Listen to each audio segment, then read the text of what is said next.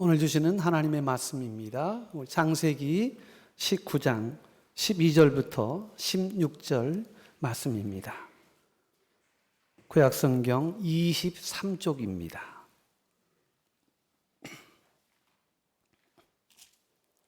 말씀을 받들어 봉독합니다. 그 사람들이 롯에게 이르되 이 외에 내게 속한 자가 또 있느냐? 내 사위나 자녀나 성중에 내게 속한 자들을 다 성 밖으로 이끌어내라. 그들에 대한 부르짖음이 여호와 앞에 크므로 여호와께서 이것을 멸하시려고 우리를 보내셨나니 우리가 멸하리라.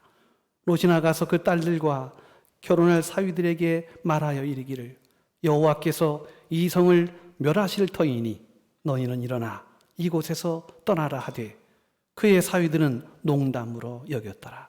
동틀 때에 천사가 롯을 재촉하여 이르되 일어나 여기 있는 내 아내와 두 딸을 이끌어내라. 이 성의 죄악 중에 함께 멸망할까 하노라. 그러나 롯이 지체하며 그 사람들이 롯의 손과 그 아내의 손과 두 딸의 손을 잡아 인도하여 성 밖에 두니 여호와께서 그에게 자비를 더하심이었더라. 아멘. 하나님의 말씀입니다. 1912년 4월 10일입니다. 영국의 사우샘프턴 항구에는 인류 역사상 가장 거대하고 화려한 피조물이 그 위용을 드러내었습니다. 바로 타이타닉호입니다. 당시 사람들은 이 타이타닉호를 향해 찬사를 아끼지 않았습니다. 그 배의 길이는 에펠탑 높이와 맞먹는 269m였습니다. 또 배의 높이는 11층 건물 높이의 압도적인 그런 규모를 자랑하고 있었습니다. 탑승 인원은 3,500여 명, 그리고 16개의 방수 구역으로 무장해서 어떠한 조금의 누수도 용납하지 않는 완벽히 무장된 어마어마한 배였습니다. 그래서 이 배를 당시 언론에서는 이렇게 명명했습니다. 하나님도 침몰시킬 수 없는 그러한 불침선, unsinkable 이란 이름으로 명명을 했습니다. 그곳엔 당대 최고의 부호들과 권력자들이 모였습니다. 샹들리에 아래에서 최고급 요리를 즐기며 저들은 자신들이 만든 기술의 요새 안에서 완벽한 안전을 확신하며 최상의 쾌락을 누리고 있었습니다. 당시 2,200여 명의 승객을 태운 이 타이타닉호가 대서양 한가운데를 가로지르게 되었는데 정확히 1912년 4월 14일이었습니다. 화려한 파티장 뒷전 무전실에는 붉은 경고등이 계속해서 들어오고 있었습니다. 주변 선박들로부터 날아온 메시지였습니다. 빙산이 나타났다. 속도를 줄여라. 무려 6번에 걸친 그 대서양 주변에 다니던 배들로부터 긴급 무선을 전달받았습니다. 오전 9시 카로니아호로부터 첫 경고를 받습니다. 그리고 오후 9시 40분 메사바라하고 하는 그 배로부터 거대한 빙산이 지금 점점 밀려오고 있다라는 긴급한 경고를 받습니다. 오후 11시 인근 캘리포니아호에서 지금 우리 배가 빙산에 갇혀 있다. 우회하라 하는 긴급한 전령을 받게 됩니다. 무려 6번씩이나 지금 큰 빙산이 몰려오고 있고 이미 그 빙산의 피해를 받은 배로부터 그렇게 경고를 받았음에도 불구하고 그러나 이 타이타닉호는 아무런 반응을 취하지 않았습니다. 선장은 경험을 과신해서 오히려 전속 전력으로 배의 속도를 높였고요. 또 통신사는 승객들의 안부 메시지를 보내느라 바쁘다고 하며 이 마지막 결정적 경고를 오히려 거부하고 말았습니다. 닥쳐. 우리는 지금 업무 중이야. 살기 위한 마지막 시간들을 그렇게 놓쳐가면서 결국은 그 위기를 맞게 됩니다. 그리고 1912년 4월 14일 밤 11시 40분 결국 거대한 빙산이 타이탄호에 다가오게 되었고 타이탄호의 옆구리를 찢었습니다. 그러나 충돌 직후에도 배아는 평온했습니다. 배가 너무나 컸고 승객들은 작은 진동에 그만 주의를 기울이지 않았습니다.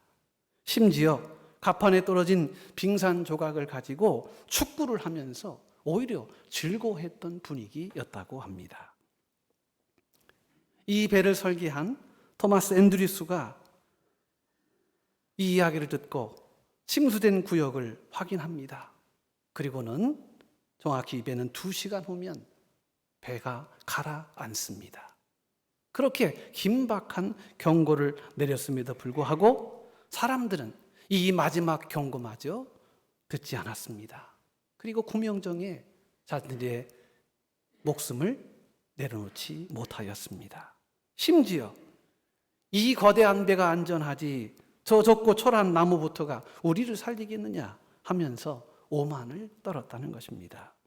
결국 새벽 2시 20분 찬란했던 이 세상에서는 결코 가라앉을 수 없는 언싱커블한 이 불침선은 결국 바닷속으로 사라지고 말았습니다. 1514명의 목숨과 함께 말입니다. 여러분, 그 마지막 몇 번의 경고가 있음에도 불구하고 그 이야기를 좀 진지하게 들었으면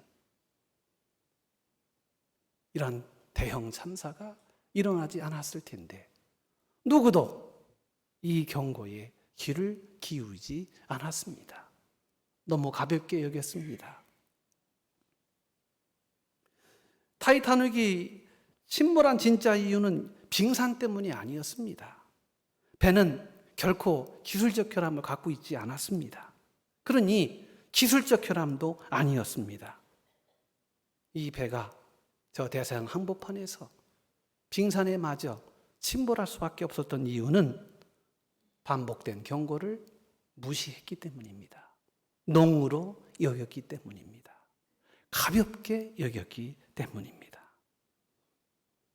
여러분, 오늘 우리의 삶은 어떻습니까? 하나님께서는 우리 영혼을 살리기 위해 끊임없이 생명의 길, 그리고 가서는 안 되는 그 위험의 길을 말씀을 통해서 우리에게 끊임없이 경고의 메시지를 보내십니다. 그 길로 가면 안 돼. 그 길은 위험해.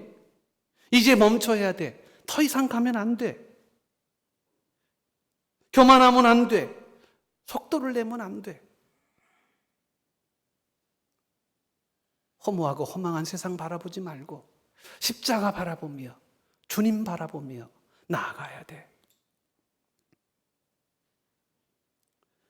이와 같은 하나님의 경고의 말씀들을 우리는 어떻게 대하고 있습니까? 혹시 타이타닉의 통신사처럼 자신의 삶의 분주함에 빠져 지금 이 경고를 쉽게 무시해버리는, 쉐랍 하고 입을 막아버리는 그런 우리의 모습은 아닙니까? 우리에게 수많은 경고를, 우리에게 수많은 알람을 우리에게 하나님이 보내십니다. 그때 우리는 어떻게 대합니까? 하나님, 죄송하지만 쉐랍, 조용히 해주세요. 아시다시피 나는 지금 눈코 뜰 새 없이 바쁩니다. 나중에 할 테니 하나님, 지금은 아닙니다. 하고 외치고 있지는 않습니까? 겉으로는 여전히 화려한 풀침선처럼 보이지만 수면 아래 영혼의 구에게는 이미 죽음의 물이 차오르고 있지는 않은가 하는 것입니다.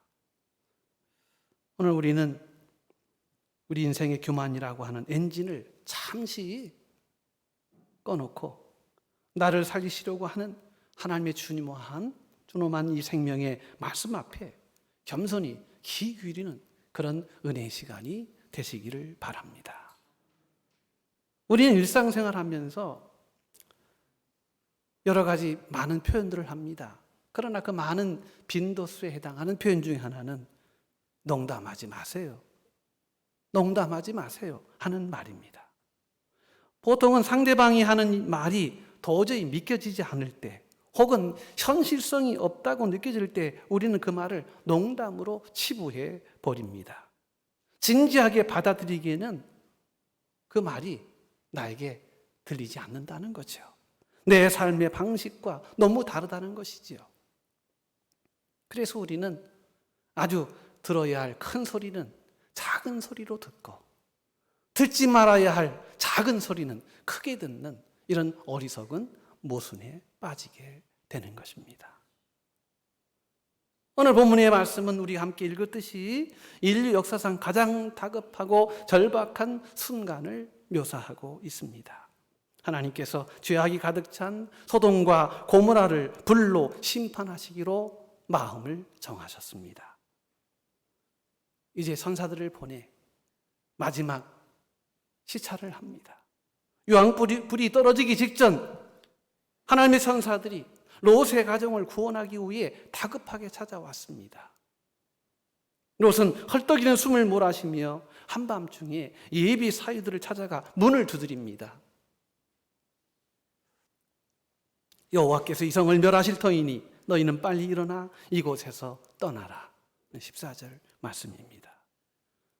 하얗게 질린 얼굴로 공포와 간절함의 목소리로 지금 하나님이 조금 있으면 불로, 유황불로 심판을 하신다고 하네. 그러니 빨리 떠날 준비하세나. 피를 토하는 이 장인의 그 진지한 경고를 오늘 예비 사위들은 어떻게 반응했습니까? 오늘 14절 말씀이지요. 그러나 너무도 충격적인 장면입니다. 그의 사위들은 농담으로 여겼더라. 여러분, 단순한 해프닝이 아닙니다. 이 짧은 한 문장 속에는 멸망을 코앞에 둔 세대가 가지는 본질적인 그런 영적 비극을 고스란히 담고 있다는 거예요. 그 진지한 말, 그리고 그것이 마지막 생명의 기름에도 불구하고 귀를 닫아버리고 그것을 그저 조크로, 농담으로 여겼던 그 시대의 가벼움. 오늘 성경은 이 말씀으로 우리에게 교훈을 주시려고 하는 것입니다. 여러분, 왜 농담으로 여겼을까? 궁금하지 않습니까? 요새 농담이 얼마나 심한지요. 궁금하시죠? 궁금하면 500원. 뭐 이런 얘기도 하더라고요. 뭐 이런 얘기. 그냥 농이 그냥 지나쳐요. 사람들은 너무 좋아합니다. 그런데 오늘 우리는 롯의 예비 사위들의 이 농담으로 여겼던 이 단편적인 모습을 보면서 오늘 우리가 사는 시대를 읽게 되는 것이지요. 도대체 그 장인의 그 다급한 경고를 왜 농담으로 여겼을까? 좀 진지하게 들을 수는 없었을까 하는 질문입니다. 이 농담으로 여겼다 하는 이 농담이란 말의 이 히브리어 단어는 이 짜하크입니다. 짜하크. 이 짜하크라는 뜻에는 비웃다, 장난치다, 가볍게 여기다, 조롱하다 이런 뜻을 갖고 있어요. 영어의 이 본문을요, 조크라고 번역한 성경이 많습니다. 그런데 이렇게 농담으로 여겼다고 하는 이 단어가요, 창세기에 보니까 몇 번 반복적으로 사용한 그런 본문들이 있어요. 아브라함과 사라가 하나님의 약속을 불신할 때 속으로 웃었다. 하나님께서 아브라함을 통해서 사라에게 100세가 되면 아들을 줄 것이다. 그런데 아브라함과 사레가 나이가 이미 아이를 뵐 수 있는 나이가 아니었고요. 이미 세상을 떠날 나이인데 그 이야기를 듣게 되었을 때 아브라함도 비웃었고요. 그리고 사라도 비웃었습니다. 그래서 창세기 17장 15절 18절 말씀에 이런 말씀이 있습니다. 그 창세기 17장 특별히 17절에 아브라함이 엎드려 웃으며 하나님 앞에 말했다. 하나님의 약속의 말씀을요, 웃기시네 이렇게 들었다는 거예요. 창세기 18장에 사례도 그랬습니다. 내가 이맘때에 아들을 낳을 것이다. 그랬더니 이 사라가 하는 말이 내가 늙었는데 어떻게 아이를 낳을 것인가 해서 사라가 웃었다. 이렇게 성경은 표현하고 있습니다. 이때 쓴 단어가 자크예요. 여러분, 그렇게 해서 난 아들이 누구죠? 누구였지요? 이삭이었어요. 근데 우리말로 이삭이지 이게 히브리 말로 이츠학입니다. 네가 웃었어? 내가 너 한번 웃겨볼게. 그 이름도 웃긴다의 이름이 이삭입니다.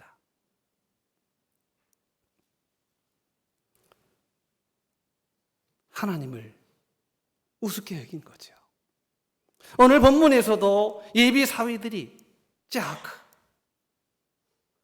지금 다복한 아주 심각한 그런 심판의 경고를 우스꽝스러운 연극대사나 장난처럼 취급했다는 거예요. 우습게 여겼다는 거예요. 하나님 나에게 농담하지 마세요. 장인은 나한테 농담하지 마세요. 지금 대명천지에 무슨 유황불이 떨어지고 무슨 심판이 있다는 말입니까? 어쩌면 그것도 맞는 말일 수 있어요. 사위들의 눈에 보이는 소돔은 너무나 화려했고 너무나 견고했고 너무나 행복한 완벽한 현실이 눈앞에 펼쳐진 세상이었기 때문입니다. 그러니 보이지 않는 하나님의 심판이 도저히 납득할 수 없는 이 비현실적인 터무니없는 하나님의 이 심판이 저들의 귀를 자극하지 못했을 거라는 것이죠. 이 말은 무슨 말입니까? 결국 영적으로 무뎌진 시대가 됐고 하나님이 없는 시대가 되었다는 거예요. 여러분, 오늘 우리가 사는 이 시대를요, 여러분은 어떻게 여길지 모르시겠습니다만 분명히 신학적으로 정의를 내렸어요. 무신론의 시대라고요. 여러분은 굉장하신 분이에요. 무신론이 세상을 득세하고 있습니다. 문화적인 측면에서요, 우리가 사는 세상은 진지하지 않아요. 그래서 현대 사회는 무겁고 진지한 것을 견뎌내지 못한다는 거예요. 삶과 죽음, 영혼, 진리에 대한 깊은 고민은요, 이거는 결코 현대인들에게 맞지 않다고 보는 거예요. 그래서 이렇게 너무 진지한 사람들을 뭐라고 그러는지 아시죠? 예, 진지충이라고 그래요. 진지하다와 벌레 충자를 써가지고. 그러니까 진지한 사람을 벌레로 본다는 거예요.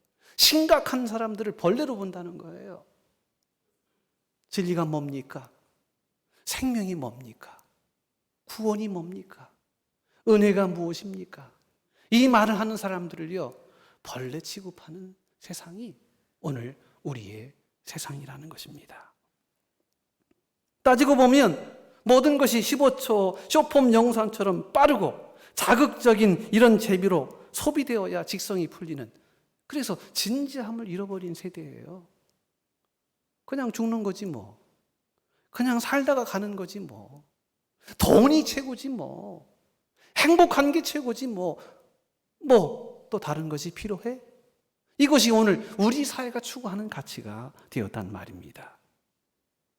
소돔의 사위들이 롯의 경고를 농담으로 여겼듯이 오늘날 현대인들은 십자가, 지옥, 심판, 회개와 같은 이런 진리에 관계된 이 무거운 진리들을 한갓 농으로 여기고 있는 시대가 되었다는 거예요. 진리가요, 엔터테인먼트의 소재로 전락해버렸습니다. 그냥 우스꽝스럽게 희화화하고 있다는 것이죠. 그뿐입니까? 사람들의 생각에는요, 절대 진리가 존재하지 않는다고 생각해요. 그것이 이제 포스트 모더니즘이라고 해서 오늘 우리 시대가 살아가는 시대입니다. 진리? 없어. 내가 옳다고 생각하면 진리지고 내가 싫다고 생각하면 그건 진리가 아닌 거예요. 절대 담론이 없습니다. 절대 가치가 없습니다. 절대라는 말을 절대로 안 써요. 그래서 오늘 이 시대를 상대주의라는 말로 쓰고 있는 것입니다. 진리는 존재하지 않습니다. 한낱 취향일 뿐이라는 거예요. 너는 그렇게 생각하잖아. 나는 그렇게 생각 안 해. 그건 네 취향이야. 너 개인적인 취향이잖아. 너의 개취야. 개인적 취향. 그것은 너에 관계된 거지 나하고 관계가 없어. 나는 그렇게 생각하지 않아. 이 짜크의 내면에는, 이 농의 내면에는요, 그와 같은 하나님에 대한 존재를 부정하는 것이고요. 진리는 존재하지 않는다라고 이미 선언하고 있다는 것이에요. 하나님이 소돔성을 멸망시킨다고? 말도 안 되는 소리지. 이 말은 무슨 말입니까? 하나님을 조롱하는 거예요. 포스트 모더니즘 시대를 살아가는 현대인들에게 절대적인 진리는 존재하지 않습니다. 지금이 어느 시대인데, AI가 판을 치는 시대인데, 모든 추론과 학습의 이 데이터가 무한되어서 물어보기만 하면 모든 것을 다 알려주는데 하나님 필요하지 않아. 그래서 절대라고 하는 이야기를 하고 진리란 얘기를 하고 생명이란 얘기를 하고 구원이라고 얘기를 하면 이렇게 얘기합니다. 아니 지금이 어느 적 시절인데 아직도 석기시대 발상을 하느냐? 구원이 어디 있어? 하고 반발한다는 것입니다. 오히려 구원을, 오히려 진리를 혐오하는 시대. 니테처럼 그것은 마음이 약한 너에나 갖고 있는 도덕이고 윤리이지 오늘 이렇게 행복한 삶을 살아가는 데에는 그런 거 필요 없어. 내가 최고야. 오직 개인의 취향과 선택만이 있을 뿐입니다.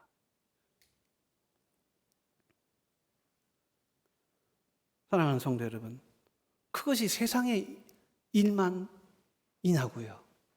오늘 우리 그리스도인들은 어떻습니까?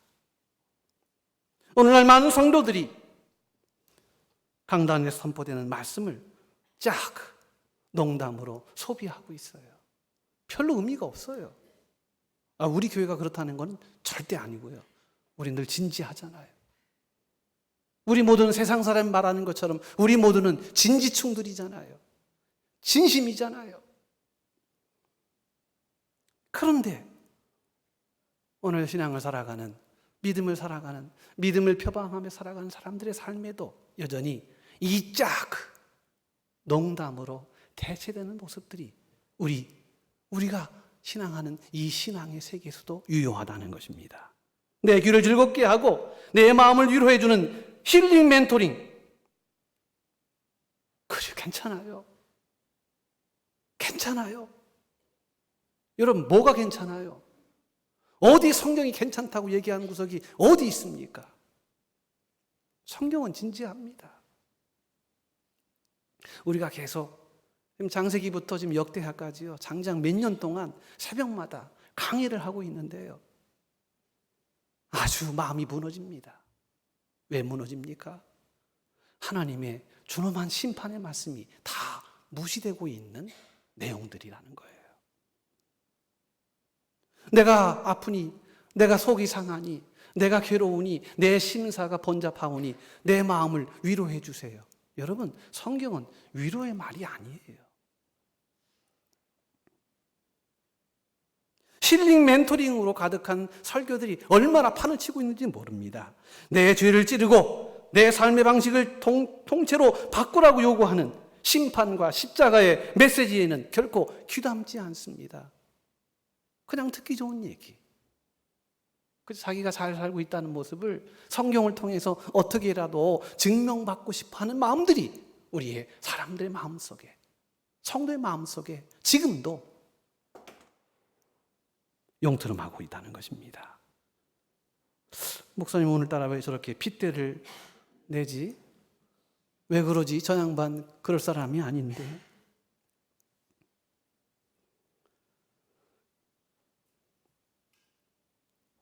피 묻은 복음이 우리 성도들의 귀에서 농담처럼 소비되는 현상, 여러분 이것이 바로 가장 두려운 영적 소돔의 징조입니다.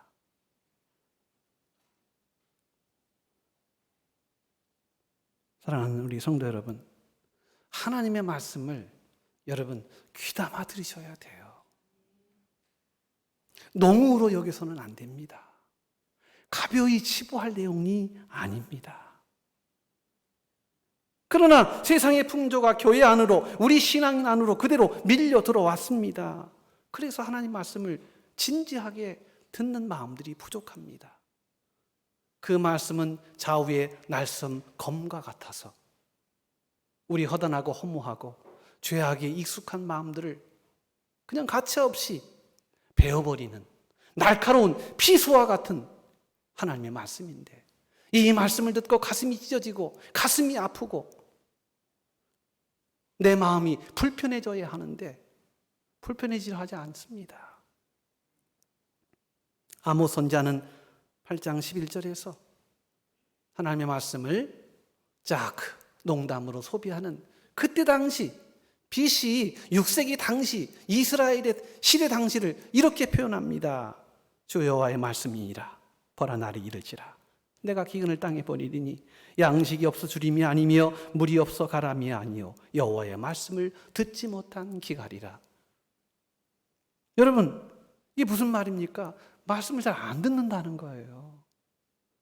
오늘날 우리에게 말씀이 없습니까? 아닙니다. 스마트폰만 열면 하루에도 수천 수만 편의 설교가 폭포수처럼 쏟아집니다. 그런데 우리는 그 수많은 말씀들을 어떻게 듣고 있습니까? 마치 쇼핑하듯이 내 귀에 맞는, 내 생각에 맞는, 그래서 내 마음 편안하게 하고 위로해주는 말씀만 쏙쏙 뽑아서 선별적으로 듣고 있지는 않습니까? 저도 이 유튜브에 설교를 많이 듣습니다. 여러분 저라고 안 듣는 게 아니에요. 제가 여러분보다 더 많이 듣습니다. 다른 설교 하려고요. 여러분이 한 편이 본다면 저는 10편을 봅니다. 많이 봅니다. 그런데 안타깝습니다. 십자가가 없고 보혈이 없고 회개가 없고 하나님의 심판이라고 하는 이 피 묻은 복음의 단어들이 선포되기를 꺼려합니다. 다 귀에 듣기 좋은 이야기로만 듣습니다. 가볍게 또 혹은 이런 복음의 진수들을 선포할 때 가볍게 귓전으로 튕겨내 버립니다. 말씀의 홍수 속에서 우리는 말씀의 무게를 잃어버리고 살아갑니다. 그냥 설교가 그저 나의 교양을 쌓아주는 좋은 강연이나 일주일에 스트레스를 풀어주는 가벼운 위로의 정도로 다 전락해버렸습니다. 여러분 제가 여러분에게 진지하게 묻습니다. 말씀을 듣고 가슴을 찢고 여러분 울어본 적 있으십니까? 최근 한 달 이내에?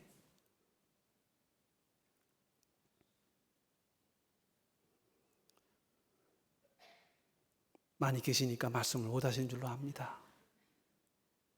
여러분 말씀을 들을 때 내 가슴이 무너지는 것입니다. 이 무너짐을 경험하지 못하면 여러분 우리는 말씀을 튕겨내는 삶을 살아가고 있는 거예요. 우린 영적으로 소돔의 사이들과 다를 바가 없는 삶으로 살아갑니다. 듣기는 하나, 그러나 우리의 마음에 변화가 없습니다. 에스겔서 33장 31절부터 32절 말씀입니다. 당시 이 성도들의 그 믿음의 삶의 모습이 어떠했는지를 에스겔 선지자를 통해서 이렇게 묘사합니다. 백성이 모이는 것 같이 내게 나오며 내 백성처럼 내 앞에 앉아서 내 말을 들으나 그대로 행하지 아니하니 이는 그 입으로는 사랑을 나타내어도 마음으로는 이익을 따름이라. 그들은 내가 고운 음성으로 사랑의 노래를 하며 음악을 잘하는 자 같이 여겼나니 내 말을 듣고도 행하지 아니하는구나. 무슨 말씀입니까? 말씀을 들었는데요, 진지하게 안 듣는다는 거예요.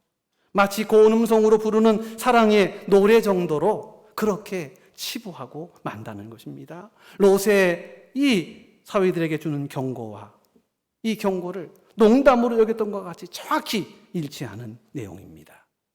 설교를 듣고 감동은 받지만 삶의 변화로 이어지지 않는 그런 우리의 가벼운 마음들이 오늘 하나님의 거룩한 말씀을 외면하게 되므로 우리를 심판 가운데 이르게 한다는 것입니다. 사랑하는 성도 여러분, 하나님의 말씀을 여러분 크게 들으시는 우리 성도들 되시기를 주의 이름으로 축복을 드립니다. 성경 말씀을요, 좀 크게 들으셔야 돼요.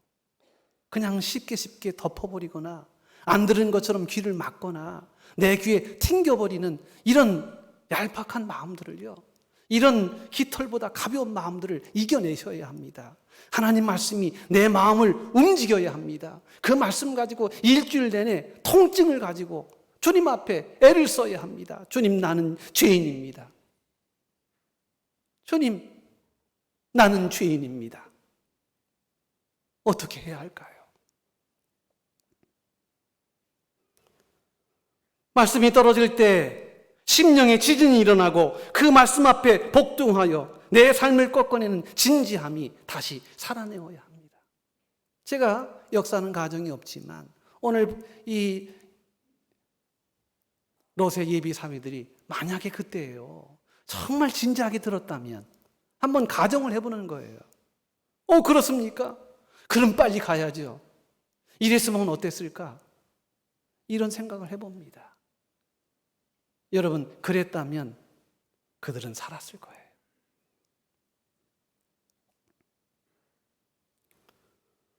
오늘 주의 선포된 말씀 앞에 두려움과 떨림으로 내 가슴에 지진이 일어나고 내 영혼의 떨림으로 하나님의 귀한 말씀으로 내 죽어가는 영혼들이, 내 무덤덤한 심령들이 다시금 살아나는 그런 회복의 역사가 저와 여러분 가운데 함께 하시기를 주의 이름으로 축복을 드립니다.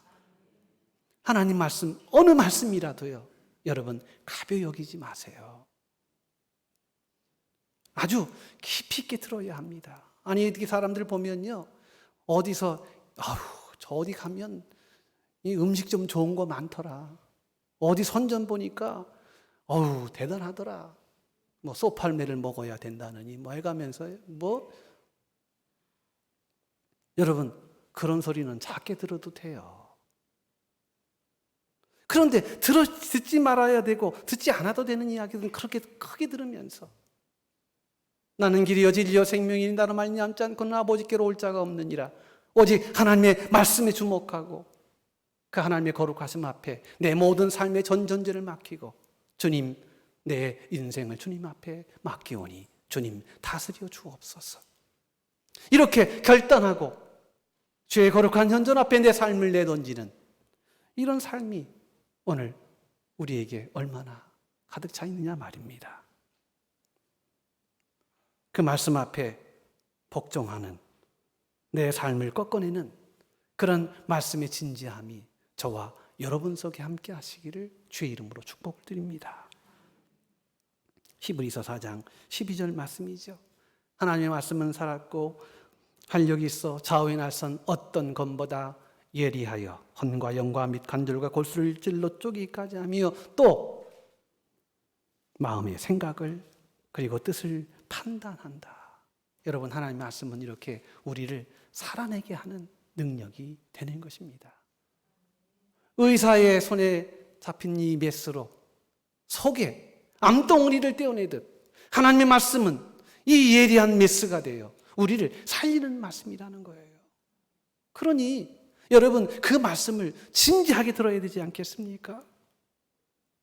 하나님의 말씀을 생명처럼 무겁게 대하는 은혜가 우리 가운데 회복되시기를 주의 이름으로 축복을 드립니다. 빌립보 2장 12절이죠. 그러므로 나의 사랑하는 자들아, 너희가 나 있을 뿐 아니라 더욱 지금 나 없을 때에도 항상 복종하고 두렵고 떨림으로 너희 구원을 이루라. 두려움과 떨림으로요, 하나님의 말씀을 붙잡고 가라는 거예요. 하나님의 말씀을 들으라는 거예요. 여러분 들으면, 여러분 그 말씀을 붙잡으면, 그 말씀을 진지하게 내 마음판에 새기면 길이 열립니다. 하나님이 친히 막힌 담을 무너뜨리시고요, 하나님이 길을 내시고 하나님이 기적 같은 역사를 만들어 내시는 것입니다. 사위들이 롯의 다급한 경고를 콧방귀를 뀌며 농담으로 이렇게 넘겼음으로 인하여 소돔과 고모라는 이제 그 심판 가운데 멸망을 당하게 되고 말았습니다. 사랑하는 우리 성도 여러분, 오늘 우리가 이 말씀 하나 꼭 가지고 갔으면 좋겠어요. 하나님 말씀이 무겁게 들리게 하옵소서. 하나님 말씀을 무겁게 듣게 하소서. 여러분, 주님이 우리에게 사랑하라 하셨으면요, 어떻게 해야 되는 거예요? 어떻게 해야 되는 거죠? 여러분, 내심으로 사랑할 수 있을까요? 안 그렇더라고요. 그러나 주님이 내가 너를 위하여 목숨을 버린 것처럼 너도 용서하고 너도 사랑하여라. 여러분, 가볍게 들 일이 아니에요. 너희가 서로 사랑하라. 이로써 너희가 나의 제자인 줄 세상이 알리라. 입으로만 외쳐지고 선포되는 말은 여러분 아무런 의미가 없습니다. 들려진 하나님의 말씀을 내 삶으로 익혀내는, 내 삶으로 세워내는, 내 삶의 목표로 삼아내는 귀한 은혜가 우리 모든 성도들 가운데 함께 하시기를 축복을 드립니다.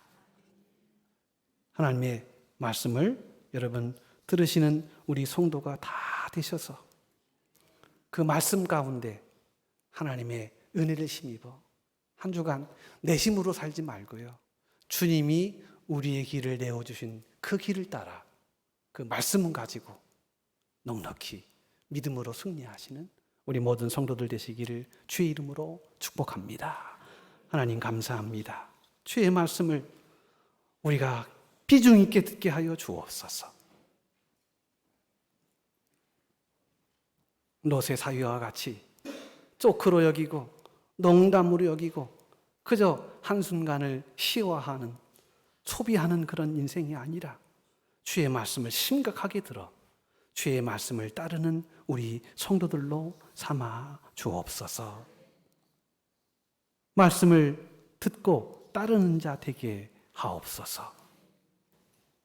그래서 그 말씀에 따라 걷는 그 길이 생명의 길임을 늘 깨닫는 은혜를 체험하게 하여 주옵소서. 오늘 우리 성도들 붙잡아 주시옵시고 세상 소리는 작게 듣게 하시고 하나님의 음성은 크게 들을 수 있는 은혜를 허락하여 주셔서 주님으로 인하여 참된 구원의 기쁨을 누리며 살아가는 우리 성도들 다 되게 하여 주옵소서. 예수님의 이름으로 감사하며 기도 올리옵나이다. 아멘.